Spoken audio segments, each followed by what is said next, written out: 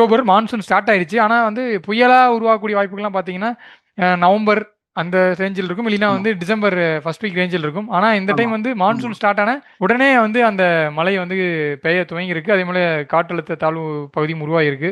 So இந்த ஆமா. இந்த முறை வந்து புயல் முன்கூட்டியே இந்த மாரி புயல் உருவாகுறதுக்கான வாய்ப்புகள்லாம் இருக்கா? ஏன்னா டிசம்பர் வரைக்கும் இழுத்துட்டு போகாம, முன்கூட்டியே உருவாகுறதுக்கான வாய்ப்புகள் எந்த அளவுக்கு சாத்தியமா இருக்கு? முன்கூட்டியே நமக்கு வாய்ப்பு இருக்கு. இந்த தடவ பார்த்தீங்கன்னா, நமக்கு நெகட்டிவ் ஐஓடி அண்ட் வீக் லாலினா இந்த மாரி காம்பினேஷன்ல இருக்கும். ஸோ வந்து ஈஸ்ட் இந்தியன் ஓஷன் நம்ம வங்கக்கடல் அதை ஒட்டிய பகுதிகள் வந்து வார்மா இருக்கு. ஸோ இந்த மாரி ஒரு பீரியட்ல வந்து நமக்கு வந்து புயலுக்கான அதிக சான்ஸ் இருக்கு. ஸோ நமக்கு வந்து நவம்பர் தான் எப்பயுமே நமக்கு புயலுடைய இது. ஸோ ஃபர்ஸ்ட் ஒரு பீக் வந்து மேல வரும். ஸோ மேல வர புயல்கள் இருக்கு. பட் அது நமக்கு வராது மோஸ்ட்லி. மேல அந்த மாரி நார்த்துக்கு மூவ் ஆயிடும். ஸோ நவம்பர்ல தான் வந்து பே ஆஃப் பெங்கால்ல நமக்கு வங்கக்கடல்ல வந்து புயலுக்கான அதிக சான்ஸ் வந்து நமக்கு அந்த கிளைமேட்டாலஜி படி வரும்.